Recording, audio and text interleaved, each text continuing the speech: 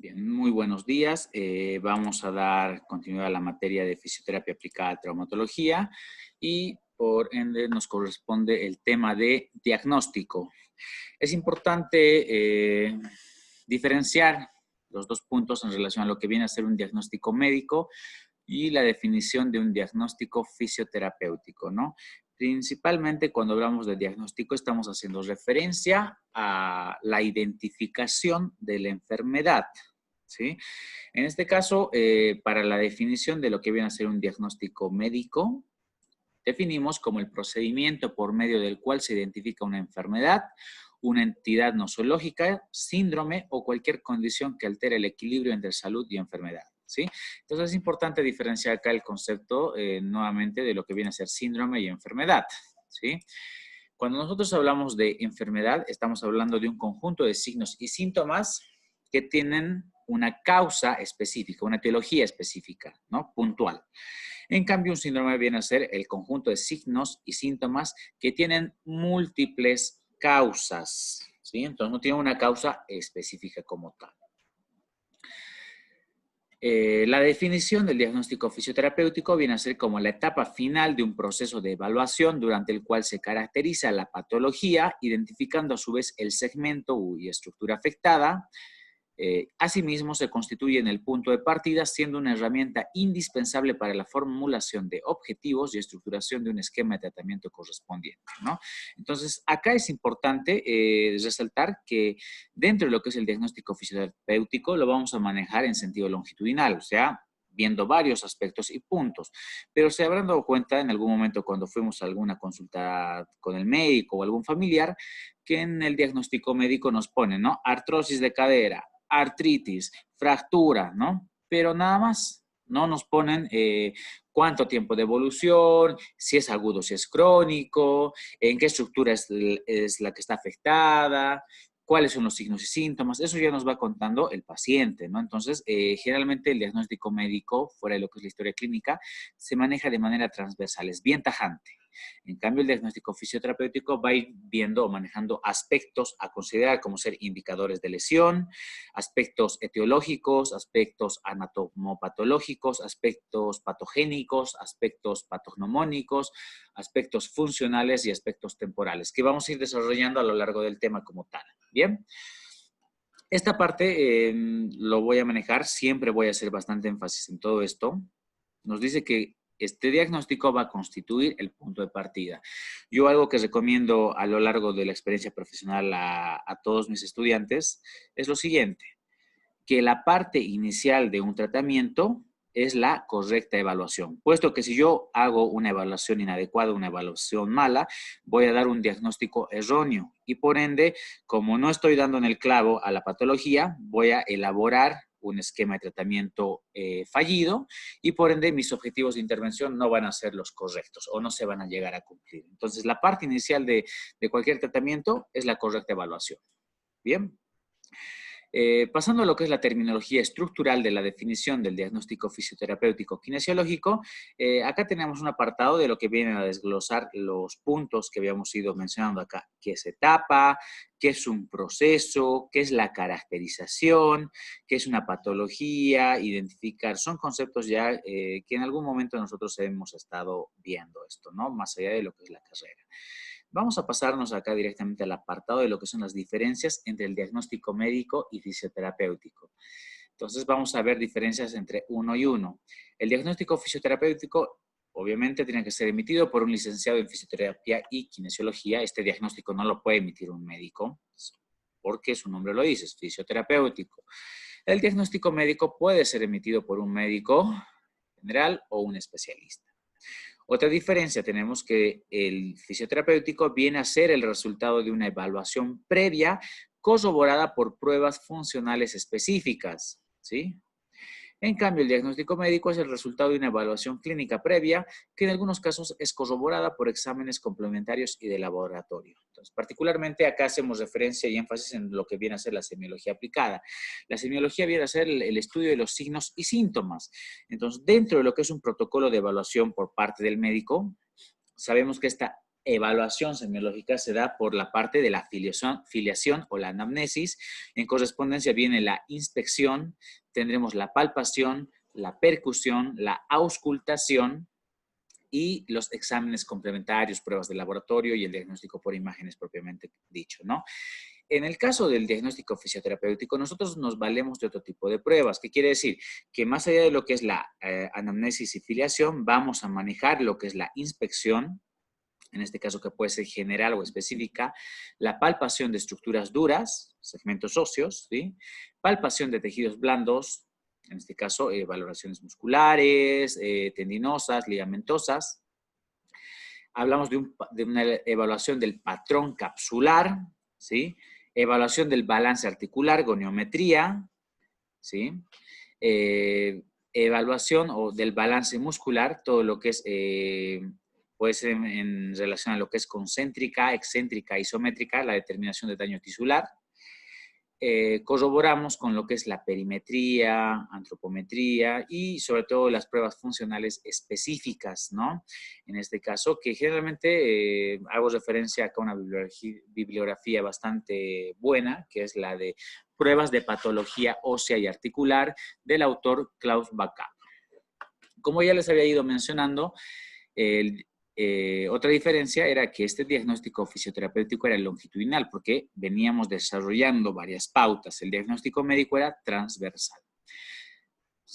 A los pasos semiológicos de evaluación se lo complementan con las pruebas funcionales en el fisioterapéutico, y en el médico, a los pasos semiológicos de evaluación se le implementará lo que son las pruebas de laboratorio, los exámenes complementarios, ¿no? Entonces, esto es algo importante, si se han dado cuenta cuando han ido a consultar con un médico o un fisioterapeuta, es que el médico, para poder dar en el clavo, poder corroborar un diagnóstico, que nos pide exámenes complementarios. Hágase este análisis de sangre, hágase sacarse esta ecografía musculoesquelética o esta radiografía, vuelva con eso y vamos a ver qué es lo que tiene, ¿no? Entonces, generalmente, el fisio también podría pedir, en este caso, una placa radiográfica, una ecografía musculoesquelética, pero ya al realizar todo el margen o todas las pruebas que tenemos por excelencia dentro de lo que son las funcionales o específicas, ya podemos dar o prescribir un diagnóstico, ¿no? Y muy rara vez pedimos una placa radiográfica o una ecografía para poder corroborar, ¿no? Entonces ya estamos dando por hecho el diagnóstico del paciente simplemente con la mera evaluación. Otra diferencia es que el diagnóstico fisioterapéutico es de redacción compleja que manifiesta de manera eficiente las determinaciones encontradas durante un proceso de evaluación. Entonces, el diagnóstico médico va a ser de redacción simple, que en algunos casos no pasa de una sola palabra, pero asimismo su magnitud de abarcación y comprensión es amplia. Ya les había dicho, ¿no?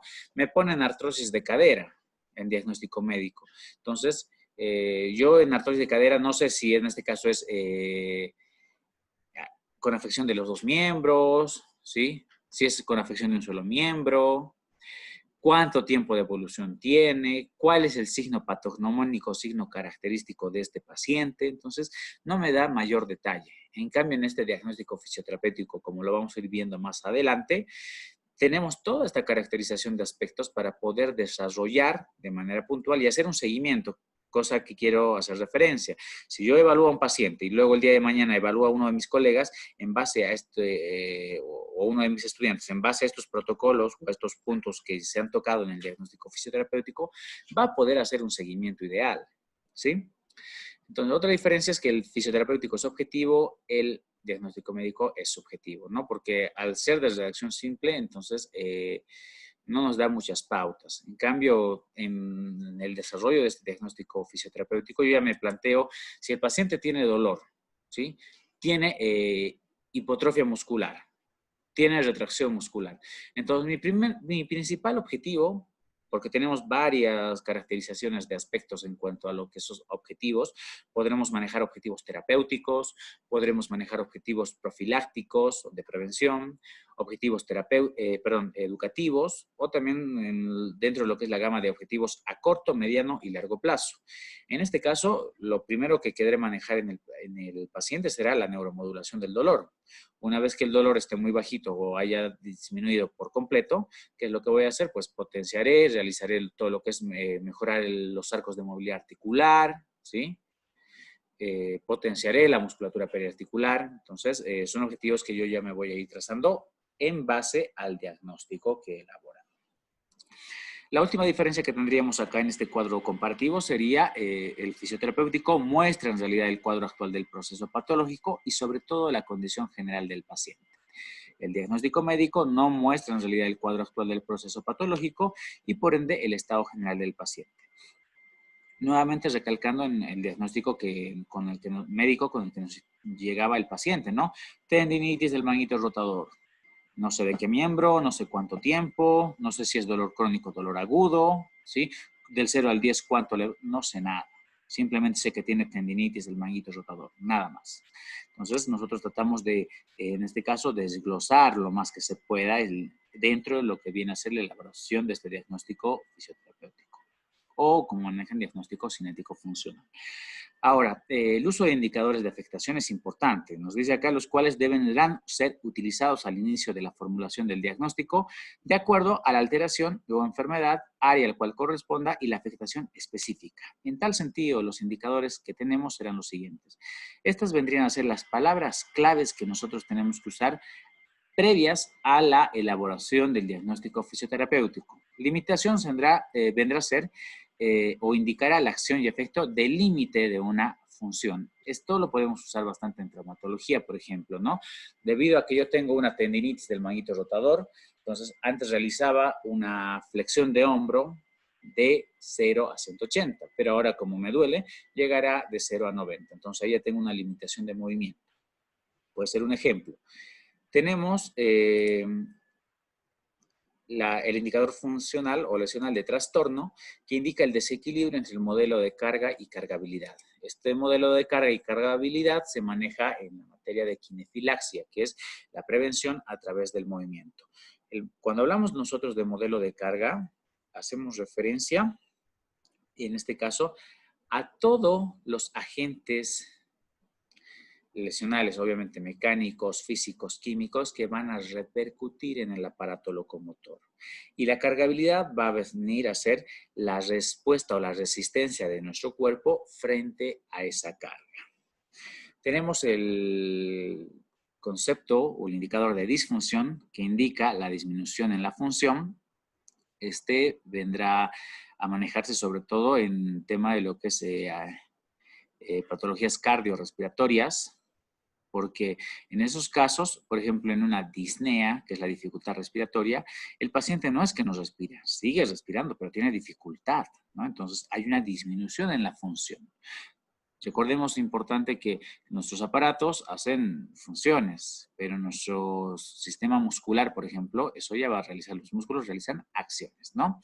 Entonces, esto estamos en terapia cardiorrespiratoria. Trastorno lo podemos manejar, sobre todo se maneja en el área de neurología. La alteración netamente traumatológica y reumatología, esta indica cualquier tipo de trastorno que afectan sus actividades de la vida diaria, ¿no? Lesión indica discontinuidad patológica o traumatológica del tejido, el cual afecta a la función. Esto podemos manejarlo en el área estética, podemos manejarlo en el área de traumato, sobre todo, ¿no? Ortopedia. Y la impotencia indica la falta de poder ejercer una actividad o función. Esto de acuerdo al cuadro patológico. Podría ser, por ejemplo, en una afección reumatológica, ¿no?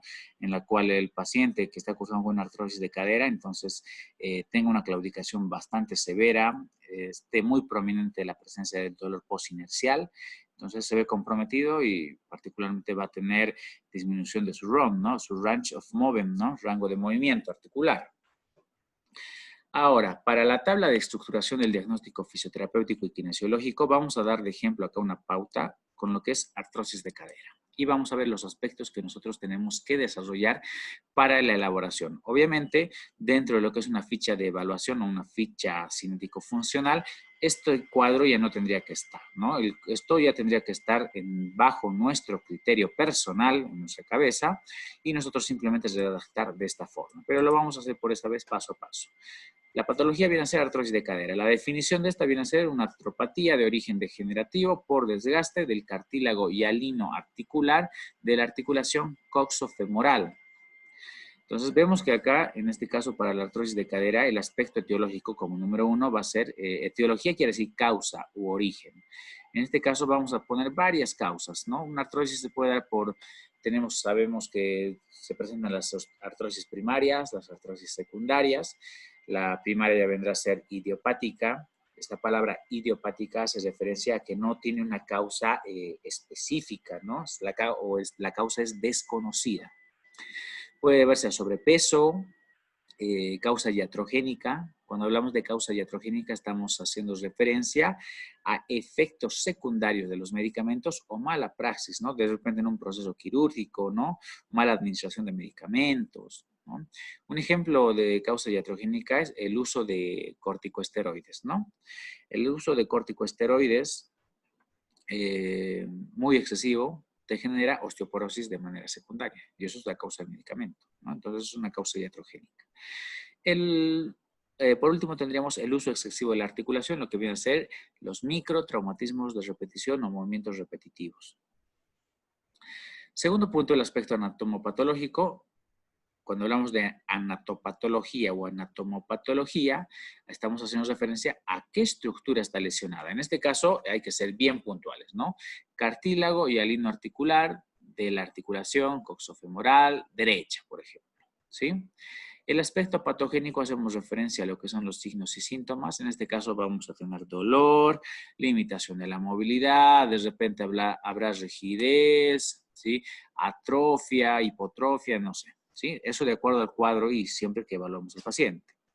El aspecto temporal nos habla del tiempo de evolución que determina si es agudo o crónico, ¿no? Entonces, acá nos determina que es 5 años de evolución. Entonces, según el tema que habíamos visto de la clasificación del dolor, este sería un dolor crónico porque está más allá de los 2, 3 o 6 meses. El aspecto patognomónico, la palabra patognomónico hace referencia a la característica más importante de la enfermedad. ¿Sí? Resulta que en la institución tenemos un docente de ojos rasgados, el único docente de ojos rasgados, ¿no ve? Coreano, ¿sí? Entonces, o el único docente rubio, digamos, de ojos claros. Entonces, ¿cómo podemos diferenciar a ese docente? Fácilmente, ¿no? Decimos, Pepito, Juanito, ¿lo has visto? ¿Lo conoces al docente Juan? ¿Cuál es? Uno de ojos verdes y rubio. Ah, sí, sí, lo conozco. ¿Por qué? Porque es la característica más importante de esa persona, no es lo que le diferencia de los demás. En este caso, cuando nosotros hablamos de una patología, tendríamos que denotar cuál va a ser de todo ese cuadro patogénico, de todo ese cuadro del dolor y bueno, de lo que son los signos y síntomas, cuál va a ser la característica más específica, ¿no? En este caso, para este paciente vamos a poner ejemplo la rigidez articular. De repente, en otros casos no van a presentar todavía rigidez articular, pero ya cojean o claudican. Entonces, ese sería el aspecto patognomónico. Y por último, el aspecto funcional, evaluamos la funcionalidad, que esto puede ser en este caso de manera leve, moderada o severa, que puede llegar a afectar o comprometer en sus actividades de la vida diaria. Ahora, para la redacción del diagnóstico fisioterapéutico kinesiológico o diagnóstico cinético funcional, ¿se acuerdan? Habíamos hablado de esta palabrita mágica de acá adelante, la que teníamos que manejar antes de todo esto, ¿no? Entonces, podemos usar limitación, trastorno, disfunción y demás. En este caso hemos cogido alteración porque obviamente cuando hablamos de una patología, que en este caso la artrosis de cadera, va a haber un desgaste del cartílago hialino articular. Entonces, ya de repente va a generar algún tipo de asimetría en miembros inferiores. Entonces, va a haber un cambio en la estructura morfológica. Por eso es que manejamos la palabra de alteración. ¿A qué pertenece esta patología? Al área de reumatología. Entonces, alteración reumatológica a causa de sobrepeso que afecta al cartílago hialino articular de la articulación coxofemoral, derecha, por así decirlo, presentando rigidez articular. En este caso hemos puesto primeramente el aspecto patognomónico, luego claudicación, dolor, limitación de la movilidad, con 5 años de evolución, repercutiendo de manera moderada sus actividades de la vida diaria, sobre todo la marcha. Con eso ya habríamos desarrollado. Entonces, si nos damos cuenta, todo este párrafo, todo este diagnóstico que hemos desarrollado lo hemos sacado de acá y simplemente hemos ido enlazando los puntos. Nada más. obviamente, dentro de lo que son las fichas de evaluación, ya nosotros no tenemos estos cuadros, ¿no? Porque estos cuadros es ahora simplemente como una guía para que nosotros vayamos adquiriendo experiencia. Pero para más adelante simplemente tenemos que tener todos esos criterios o esos aspectos dentro de nuestra cabeza y simplemente desarrollarlos de esta manera, ¿no? Plasmarlos para que en bases de diagnóstico real nosotros podamos realizar o plantear un adecuado esquema de tratamiento. Muchísimas gracias y con eso estaríamos dando por finalizado el tema.